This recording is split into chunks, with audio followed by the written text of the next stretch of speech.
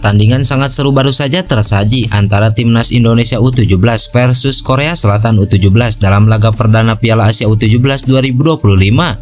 Ya, dalam pertandingan yang digelar di Stadion Prince Abdullah Al Faisal Arab Saudi ini, kedua tim tampil terbuka dan banyak peluang tercipta.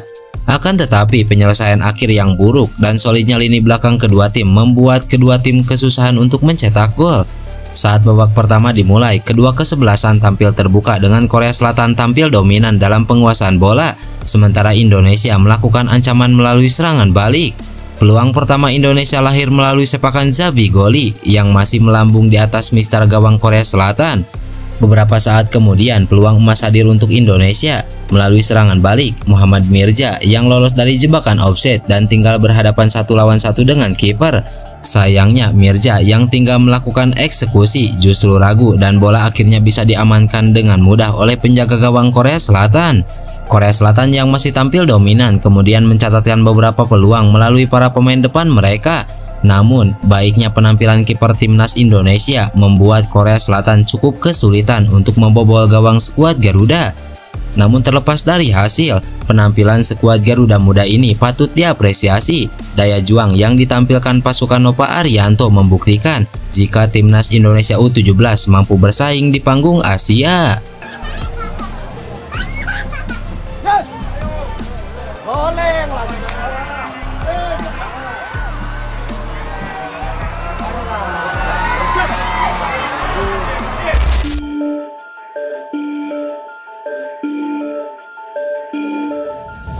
Situasi sulit kini harus dihadapi Federasi Sepak Bola Thailand atau FAT. Ya, hal ini lantaran sidang di Mahkamah Agung Thailand menyatakan FAT memiliki utang dengan nilai sangat besar hingga 360 juta baht. Kondisi itu membuat Presiden FAT Nuapan Lamsam atau Madampang sangat-sangat kecewa.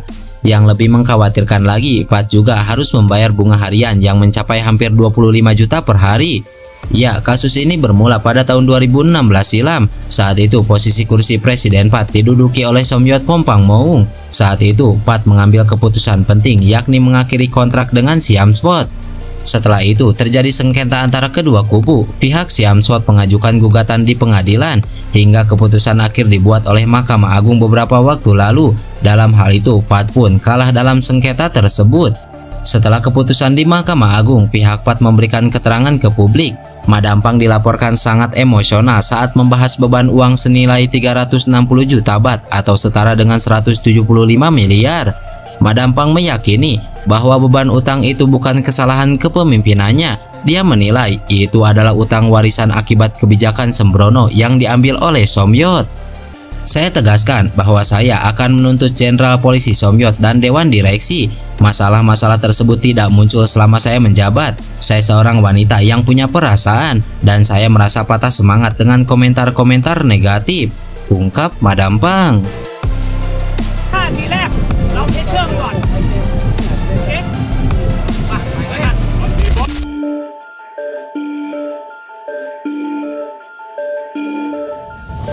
Sebagaimana yang diketahui, komposisi di tubuh timnas Indonesia kini semakin solid, terutama saat berlaga di putaran ketiga kualifikasi Piala Dunia 2026 zona Asia. Hal ini tak terlepas dengan hadirnya 4 nama baru, yakni Emil Audero, Dean James, Joy Veluvesi, dan Ole Romeni.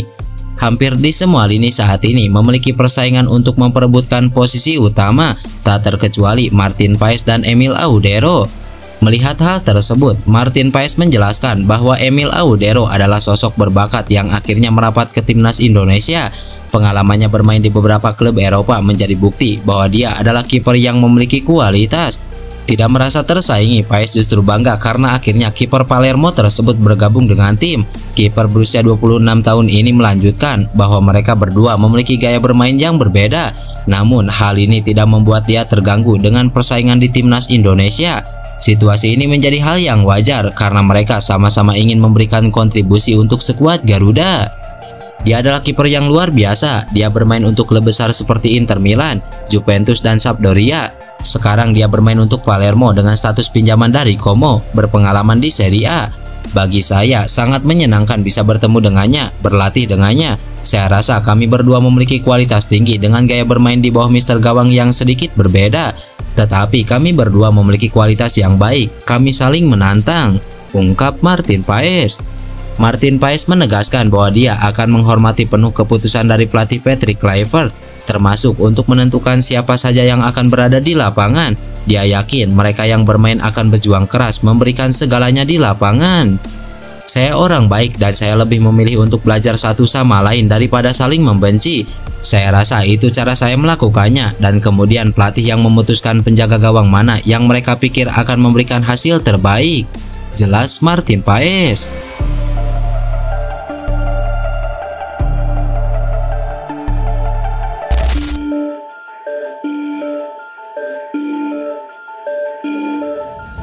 Bang J, begitu sapaan akrabnya, merupakan salah satu pemain kunci Venezia, klub kasta tertinggi Liga Italia.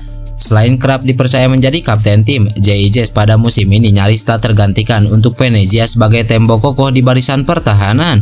Menurut Transfermarkt, bek berusia 24 tahun itu sudah mengoleksi total 29 pertandingan dan 2 gol untuk Venezia musim ini di berbagai ajang.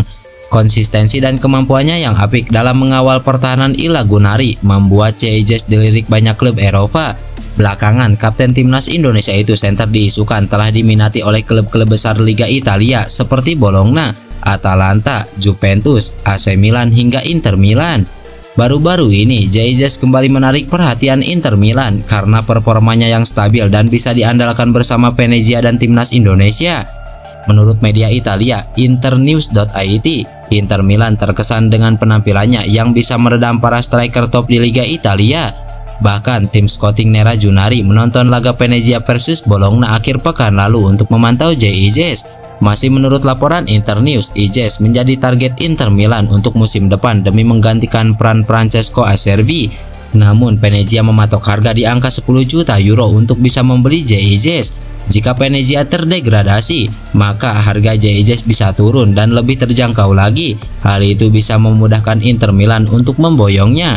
Harga J.I.J yang dipatok Venezia kepada Inter Milan jelas 2 kali lipat lebih murah ketimbang harga yang ditawarkan kepada Juventus. Sebagai informasi, pada awal Februari 2025, Juventus sempat tertarik kepada J.I.J seperti yang dilaporkan jurnalis Italia Antonello Angeli. Dia menyebut Bianconeri sudah mengontak Venezia. Venezia disebut mematok harga 20 juta euro kepada Juventus. Angka 20 juta euro yang dipatok Venezia kepada Juventus jauh di atas harga pasaran J.I.J saat ini yang sekitar 5 juta euro. Tentu kabar ini sangat dinantikan publik tanah air. Akankah seorang J.I.J akan berlabuh ke Inter Milan atau tidak? Kita tunggu saja.